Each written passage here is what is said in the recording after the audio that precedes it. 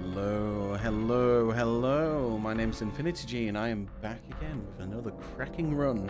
This time we're going to be disrupting it with Disruptor for the PlayStation 1, specifically the Japanese version, made by the one and only. I nearly said the one and beloved, but yeah, it is beloved. Insomniac Games. Insomniac Games. This is their sort of birth child, their origins, you know, before Spyro and Ratchet and Clank, and when eventually many years later they went and made Spider-Man for the PS5. No one cares about that. Anyway, we're going to get into this game. I'm going to try and explain it as we go along. It's quite a fast-paced game. If you're familiar with like Doom, it's going to be quite fast-paced like that. And without further ado, let's get started. So time is going to start when we start the first movement. Woo, Insomniac, I see in the chat there. Very good. We like to see that about Insomniac. Thank you. That is not me, I assure you. And time starts now. So we're going to start the training level here. So let's get through this obstacle course of robots. Because at the moment we're training to be a light storm trooper. Basically to help the resistance, of course, you know, because with any sci-fi game, it's always about the war and the armies and the sci-fi worlds, you know, in space. So we're going through this gauntlet here, trying not to get sawn up by all these robots. Nearly done. Last robot here, just push through them. There we go. Mission complete. And there we go, that's the first level. So that's basically a good example of how the gameplay is going to be. It's exactly like you'd expect from a Doom clone. Except this game is so beautiful, in my opinion, that it's so underrated and it's just gone under the radar. So, to explain some of the main mechanics, of course, so you've got your normal weapons. You get a variety of different weapons. So this is the pulse rifle. It deals like sort of light to moderate damage. That was a little emulator hiccup then. Ignore that. And then we're just going to strafe along to the end of the level. We're not even going to shoot anything, but we are going to use our new ability, which is Shock. So we have sort of spells in this game, which are known as psionics. So think of it as just magic. Magic. That's a good way to explain it. It's magic. But we have 5 different spells that we can get into the game. And so we have Shock, Drain, Heal, Shield, and Blast / Terror Blast. And basically on this one now we get introduced to Drain, which we're not going to use. But Drain is useful for getting additional energy. Because of course when you use certain spells, you use up energy. Just like you would in any sort of magic game, it's like sort of MP. So here we're going to use Shock against this robot here, just to get across quickly. Whoops, nearly fell down, that's actually fine. We can use our auto pistol, which is a beautiful weapon. The music is also fantastic as well, it's made by the same people who made Ratchet and Clank, you know. What did you expect? But yeah, so we're just going to get past all these robots here. We're still on a sort of tutorial level. This is like our training where we don't want to shoot any of the bomb robots, but we just want to get to the end. I'm going to get onto these elevators here, just stand still, strafe around to the exit, and there we go. Just about. So that's the first 3 tutorial levels done. Like I said, you've got a variety of weapons and spells to use, and that's what we're going to be using now going forwards. With all the levels coming up. Sort of the premise of the game is, like I said, you're a light stormtrooper pretty much. You're training to be a big soldier, and then it turns out that your boss is evil, and then he wants this magic orb that we're going to find later. Just going to pinch the shotgun from this guy here, because the shotgun is overpowered. So then, of course, we have to stop the villains before he gets possession of the orb, you know, because that's how the game works, so... Just going to try and not use too much ammo here, which is a bit unfortunate because I used quite a bit. So we're going to switch to Shock now.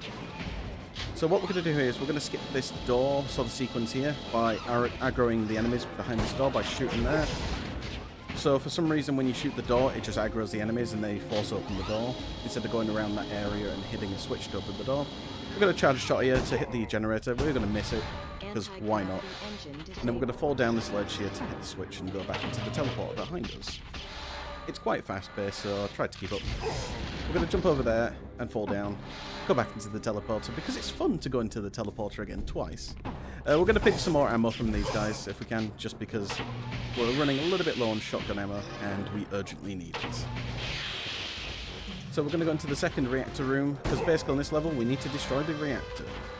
But we have to hit all these anti-gravity generators first to do so.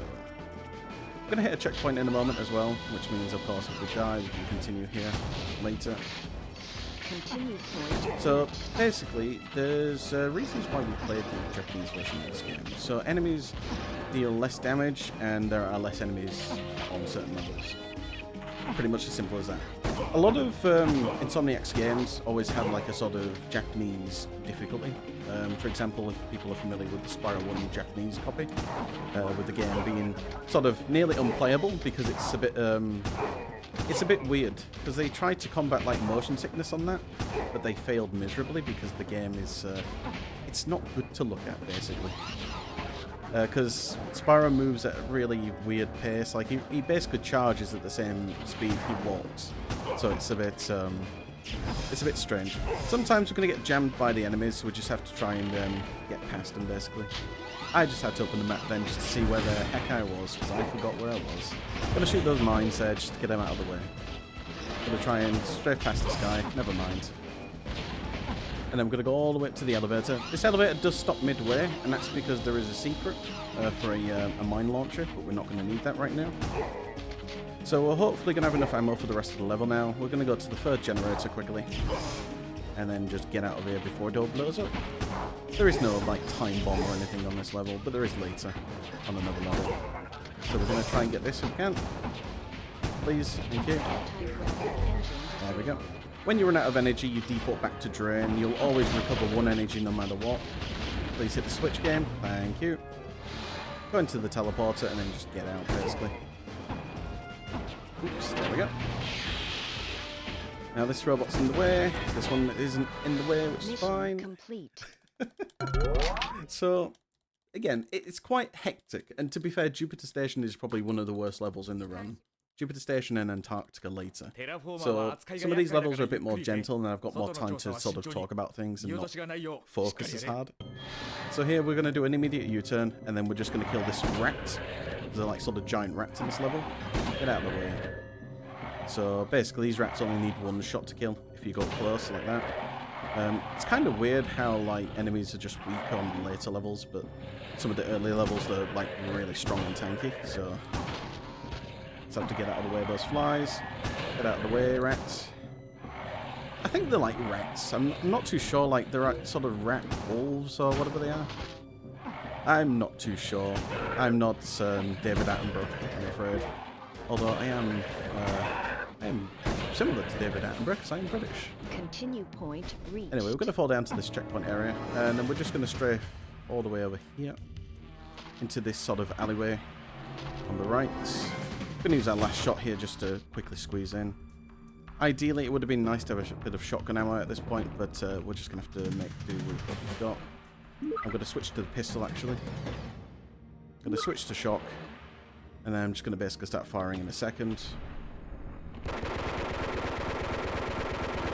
Just so I can quickly get past them. Thank you. Going to use shock for these last guys. So shock deals about... it's like light to moderate damage again. It's more moderate, though. So it can insta-kill pretty much weaker enemies. Oops. Why did I open the menu? That's not meant to happen. And then we're done with Triton. Mission complete. And surprisingly, we saved time on Triton after all that. But that's because we had a really good starting section there. That's strange. Now we're going to go on to Mars. Mars is a bit of a unique one because we have no weapons. There are some weapons laying around, but we're not going to be using any of them. Because we're going to be using our new fancy psionic known as Blast. And Blast is basically a scream-like weapon. So, I'm just going to open the map to see where I'm going. Make sure we turn around this corner. There we go. Just to optimize the movement a little bit. We're going to jump down here because sometimes you get jammed in the wall. But yeah, Blast costs 25 to use, but it is a scream-like weapon. But it also has the added effect of converting enemies into energy, which you can recollect again. So if there's plenty of enemies on the screen, you'll basically get a refund and essentially fire Blast free. But Blast is definitely one of the weapons that we'll be using for the entire run, as well as some of our normal weapons. Primarily the shotgun is pretty much our primary weapon. So we're going to go to the right here. This guy's in the way. Pop him. So you didn't see the energy balls appear then, but that's fine. Gonna jump down into these recharges, which basically just give us a boost of energy. Sometimes the audio does glitch out a little bit, which is kind of funny. I've gone the wrong way. I was like, hang on. I meant to go to the right. Never mind. So we pop these two out of the way. I'm unprepared because, of course, this is a marathon where you come unprepared. So, but I love this game. I can't be upset at it. So we're gonna fall down to the next recharger. Sound's gonna get a bit wonky, really, because again, you've got recharger sound stacking on another recharger sound, so it's like, ugh. Sounds amazing.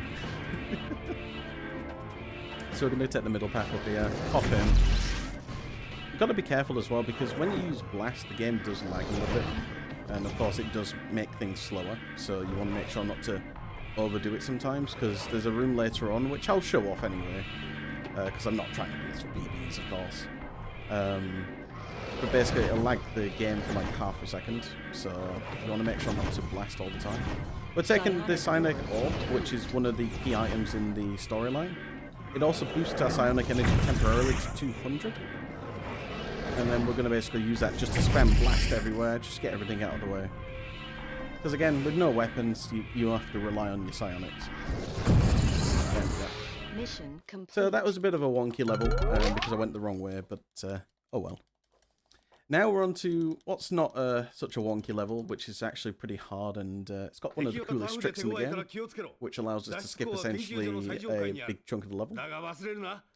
So Antarctica is all about health management, I would say. You're going to get beaten up by a lot of these weaker enemies. Playing the NTSC version, they will really beat you up quite a lot. So we're just going to try and squeeze past as many as we can. Shoot these robots just to get them out of the way. They don't do any damage really, but they're just in the way. So this guy's in the way. Thank you. Oh, that was pretty good actually. Nice. Ooh, I was worried that robot was going to be in the way, but it was not. Thank you. Again, we're using Drain as well, just because sometimes if we don't get a point-blank shot with our shotgun, we won't kill the enemy. So doing Drain just gives us that guarantee at least to deal a bit more damage. I'm going to hit the switch around the corner. I'm going to pick up that tank and the HP. Those tanks are just ammo tanks, basically, for my weapon, because different weapons use different ammo types. So there's AM canisters, which use AM blaster and AM cyclone. We're not going to be using the cyclone on this, because the cyclone is a very scary weapon, and it can accidentally insta-kill you if you're not careful. Whoa! Oof. There we go. Pop him. Right, we're going to switch over to Blast in a second, because we're going to need Blast for some upcoming sections. Just going to get past all these enemies. We are low on shotgun ammo, which is not good.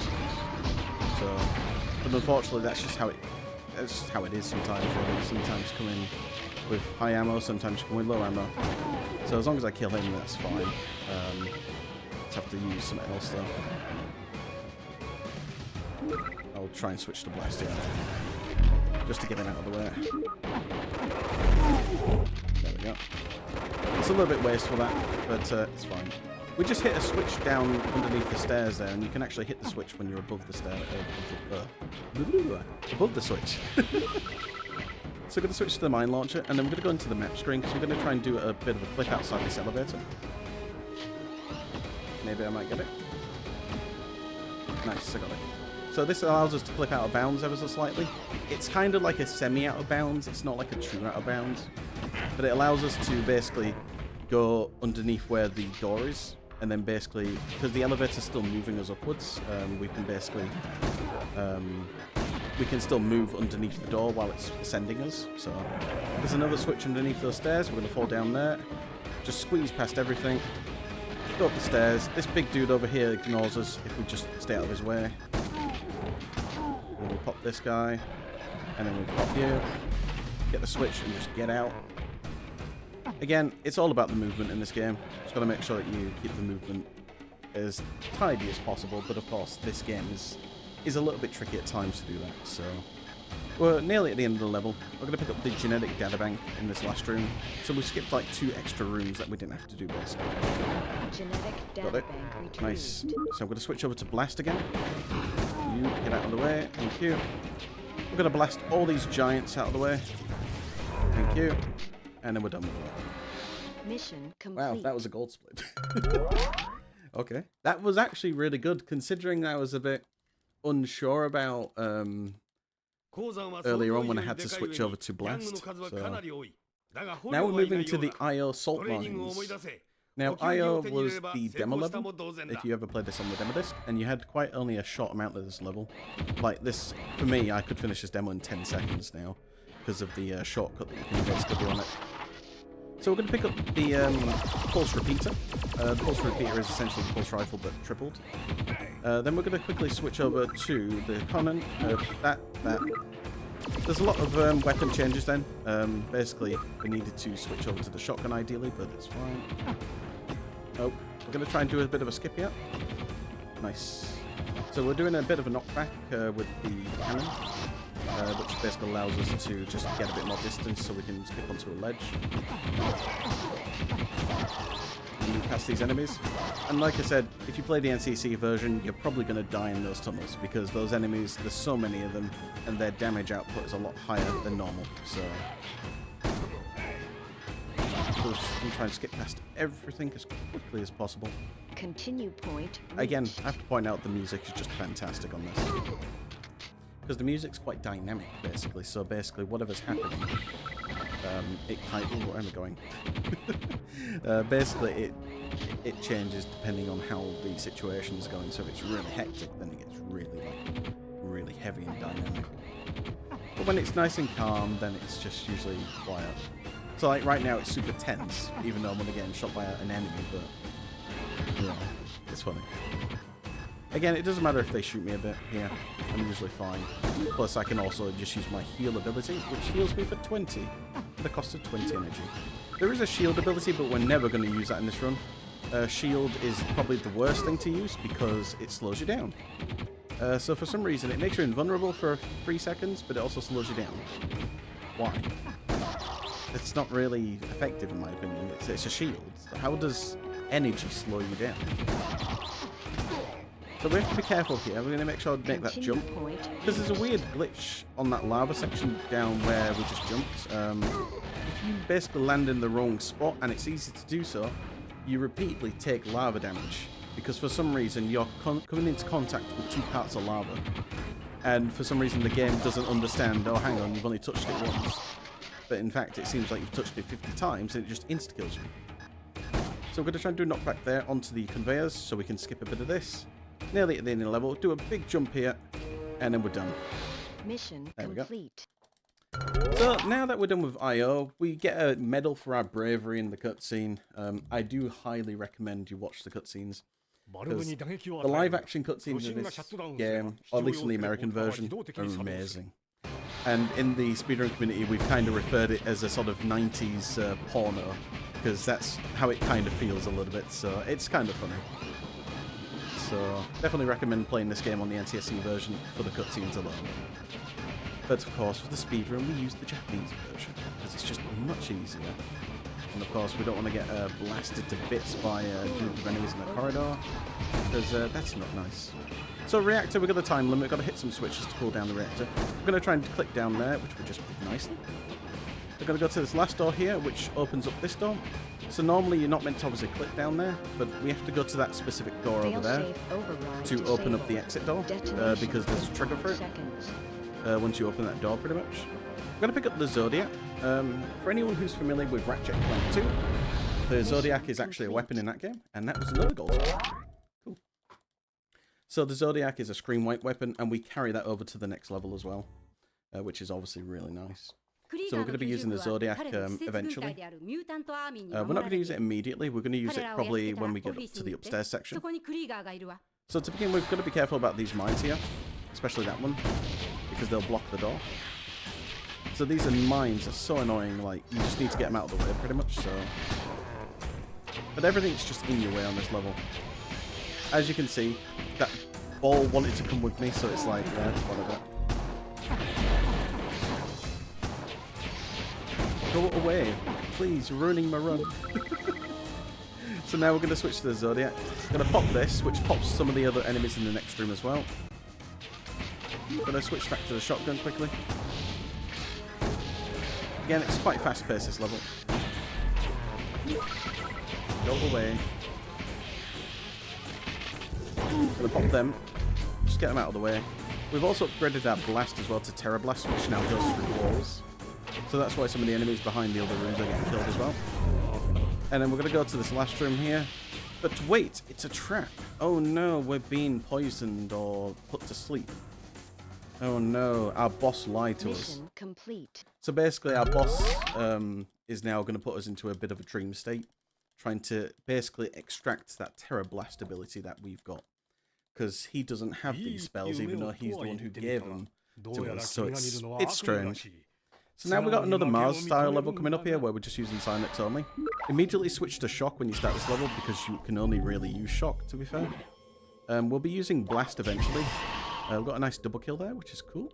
Because Shock has a bit of a wide range, but it also has 5 different sort of electrical spikes coming from it, so it can technically hit up to 5, I guess. 5 enemies, but it's unlikely you're ever going to be in that situation.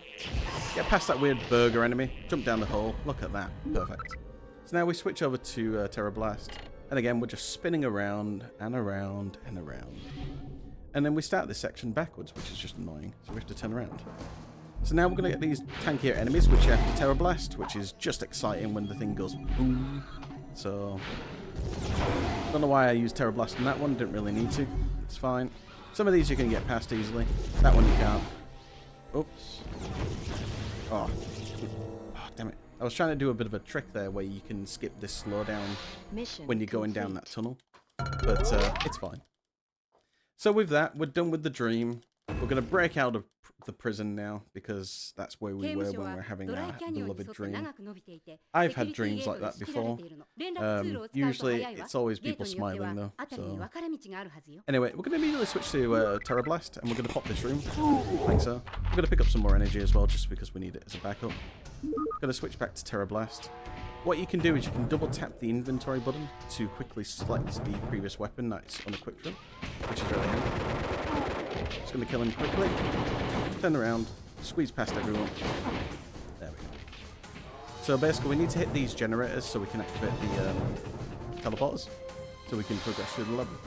When you first play this level, it can be a little bit confusing, just because it's quite open and there's a lot of areas to explore, and then you've kind of got to work out where you're going, because you can actually go backwards on this level. So we're going to ignore all those blocks. We're only focusing on block H, because that's where the next generator is. I'm going to charge up a shotgun, because there's going to be an enemy right outside the door probably. Yep, there we go.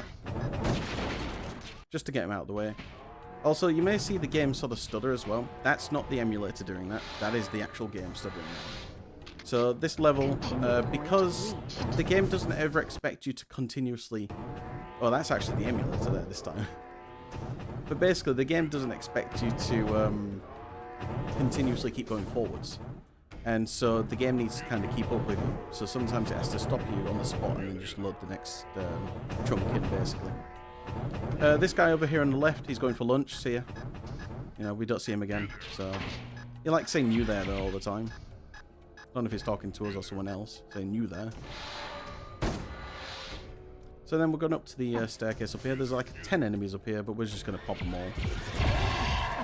On the NTSC version, there are a lot more. On this version, it's all good. And then with that, we're on to the final levels, so time is going to be coming up very shortly. So now we're going against Krieger, who is our boss. He's now super powered up for some reason now. No idea why. We're just going to take him down and take back our beloved orb that he stole from us. Because we love our orb in this game. As all the speedrunners should know of this game. There's not that many speedrunners of this game. I think there's like 6, 7 of us. There's like 2 or 3 that are active. So definitely check this out if you're interested in a sort of Doom-esque game for sure. So then we're going to quickly switch over to the pistol. And then we're going to switch over to Terror Blast. And then back to Drain. And then back to the shotgun. Why we're doing that? We're just preparing for the next sections basically. Because we're going to basically need to use those weapons when we get to the next section. Get past all these lizards, which look familiar to the one that we were on the level earlier. Krieger saying blah blah blah blah blah, you can't stop me. This time it's personal. Just going to keep shooting our pistol at him. There we go. Take his energy. Switch to Terror Blast.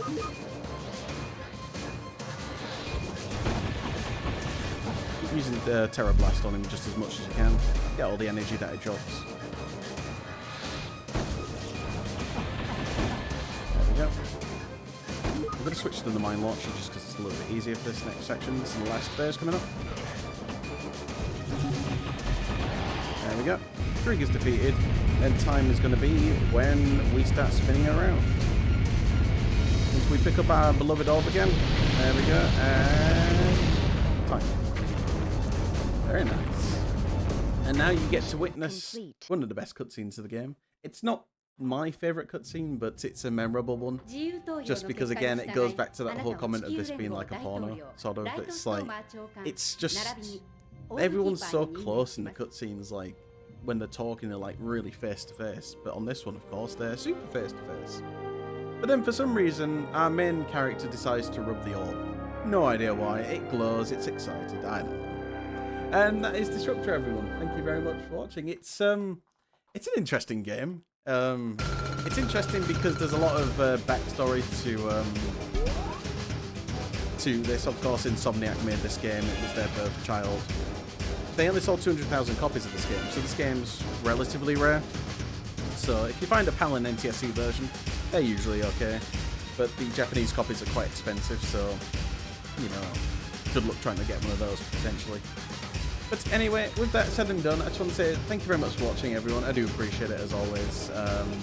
Appreciate you coming early as well in the week to see Prop 2 and of course Disruptor. I might come with another game. It depends if it gets accepted. It depends if I want to submit it. But until then, I'm going to hand it over back to the next runner, which I believe the next runner is going to be Madman, doing some later. I think it's like the sort of, I don't know what, I don't know, it's one of the Switch layers in games. But anyway, I'm going to hand it over to them. Thank you very much for watching, and goodbye.